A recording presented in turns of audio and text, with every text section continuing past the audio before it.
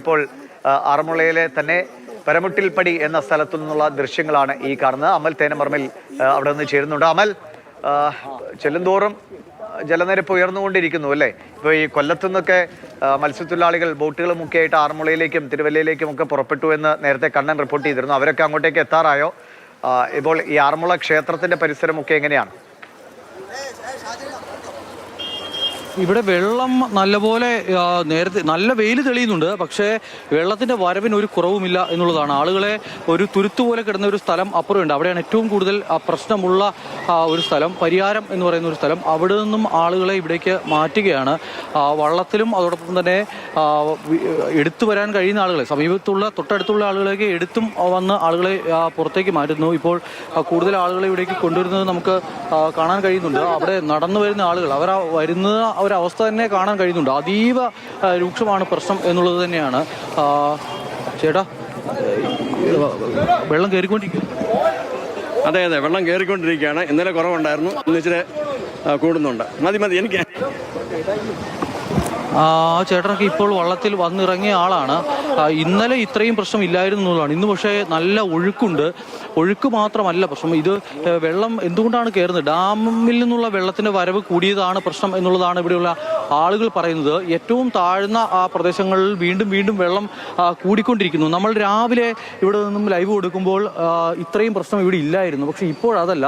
ഇപ്പോൾ ഗതാഗതം തടസ്സപ്പെടുന്ന തരത്തിലേക്ക് കാര്യങ്ങൾ മാറി. ഇന്നലെ വൈകുന്നേരത്തോടെ പത്തനംതിട്ട ജില്ലയിലെ എല്ലാ സ്ഥലങ്ങളിലും ഗതാഗതം പ്രശ്നമില്ലാതെ പോകുന്നൊരവസ്ഥയിലേക്ക് കാര്യങ്ങൾ മാറിയിരുന്നു. റോഡിലെ വെള്ളക്കെട്ടെല്ലാം പൂർണ്ണമായും ഒഴിഞ്ഞ സ്ഥിതി ഉണ്ടായിരുന്നു. പക്ഷേ ഇന്നിപ്പോൾ ഈ ആറന്മുളയിൽ നല്ല പ്രതിസന്ധി ഉണ്ടാവുകയാണ്. വെള്ളം നല്ലതുപോലെ കയറുന്നു എന്നുള്ളതാണ്. ഇവിടെ മന്ത്രി അടക്കമുള്ള ആളുകൾ ഇവിടേക്ക് എത്തുന്നു എന്ന് പറയുന്നു. നമുക്ക് നടന്നു വരുന്ന രണ്ടാളുകളുണ്ട്. അവർ അവിടുന്ന് വരുമ്പോൾ അവരുടെ നെഞ്ചൊപ്പം വെള്ളമാണ്. ഇങ്ങ് വരുംതോറും റോഡിന്റെ സൈഡിലോട്ട് അടുക്കുംതോറും അത്രയും വെള്ളമില്ല. പക്ഷേ ഇപ്പോഴും റോഡിൽ നിന്നും ഈ നല്ല ഒഴുക്ക് ഈ പറയുന്ന സ്ഥലത്തേക്കുണ്ട്. നമ്മൾ നേരത്തെ പോയത് കായൽ പോലെ ഒരു സ്ഥലത്തേക്കാണ് പോയത്. അതിൻ്റെ നടുക്ക് തുരുത്ത് പോലെ ഒറ്റപ്പെട്ട് കിടക്കുന്ന ഒരു സ്ഥലമുണ്ട്. അവിടെ ഇനിയും ഒരുപാട് ആളുകളുണ്ട്. അവർ ഇവിടേക്ക് വരാൻ കൂട്ടാക്കാത്ത ആളുകളും വരാൻ താല്പര്യപ്പെട്ടിട്ടും അവിടേക്ക് രക്ഷാപ്രവർത്തകർക്ക് എത്താൻ പറ്റാത്ത സ്ഥലങ്ങളും ഒക്കെ ഉണ്ട്. അപ്പോൾ ആളുകളുടെ ഒരു ആശങ്ക എന്ന് പറയുന്നത് ഇനിയും വെള്ളം കയറുമോ എന്നുള്ളതാണ്. ഇനിയിപ്പോൾ ഈ ഡാമിൽ നിന്നുള്ള വെള്ളത്തിൻ്റെ വരവ് കൂടിയിട്ടുണ്ടെങ്കിൽ പ്രതിസന്ധി ഇരട്ടിയാകും എന്നുള്ളതാണ് നമ്മൾ പ്രതീക്ഷിക്കുന്നത്. ഇവരൊക്കെ ഈ നടന്നാണ് ഇവിടേക്ക് എത്തിയത്. വള്ളത്തിന്റെ സഹായം പോലും അവർക്ക് കിട്ടിയിട്ടില്ല. ചേച്ചി, അവിടെയൊക്കെ വെള്ളം കയറിക്കൊണ്ടിരിക്കുക. വെള്ളം കയറുക.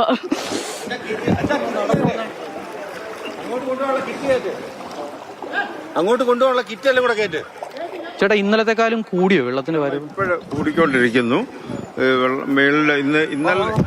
ഇന്നലെ രാത്രിയിലത്തെ കഠിനമായ മഴ കൊണ്ടായിരിക്കണം ഇപ്പൊ ആറ്റി വെള്ളം പൊക്കമാണ്. ഇന്നലെ ഈ റോഡിൽ കൂടെയുള്ള ഒഴുക്ക് ഏകദേശം നിലച്ചതായിരുന്നു. ഇന്ന് രാവിലെ മുതലൊഴുകി തുടങ്ങുന്നുണ്ട്. വീട്ടിലോടൊക്കെ വെള്ളം കയറി. വീട്ടിലെ സ്റ്റെപ്പെല്ലാം മുങ്ങി, കിണറും എല്ലാം മുങ്ങി. ദുരിതമാണ്. ഇന്നലെ മാറേണ്ട ഒരു അവസ്ഥ ഇല്ലായിരുന്നില്ലേ? ഞങ്ങൾ മാറിയതായിരുന്നു. ഇപ്പം വീട്ടിൽ ഒന്നും എടുത്തു വെച്ചില്ലായിരുന്നു. ഇപ്പം പിന്നെയും വെള്ളം പൊങ്ങുന്ന കണ്ടപ്പോഴ് അതൊക്കെ ഒന്ന് സെറ്റിൽ ചെയ്യാൻ പോയതാണ്. തൊട്ടടുത്താണോ അതോ കുറച്ച് ഈ വളവ് കഴിഞ്ഞ് ഒരു മൂന്നാമത്തെ വീടാണ്. ഇവിടെ നിന്നും നടന്നു വരുന്ന ആളുകളെയാണ് കാണുന്നത്. അവരൊക്കെ പറയുന്നത് ഇന്നലെ വൈകുന്നേരത്തോടെ, ഞാൻ നേരത്തെ പറഞ്ഞത് ഇന്നലെ വൈകുന്നേരം നമ്മൾ ഇതിലെ കടന്നു പോയതാണ്. ആ സമയത്ത് ഇവിടെ ഇത്രയും പ്രതിസന്ധി ഉണ്ടായിരുന്നില്ല. വെള്ളം മുഴുവൻ ഇറങ്ങി റോഡെല്ലാം ക്ലിയർ ആയിരുന്നു. പക്ഷേ അതിനുശേഷം പ്രതിസന്ധി ഇരട്ടിയായിട്ടുണ്ട് എന്നുള്ളതാണ്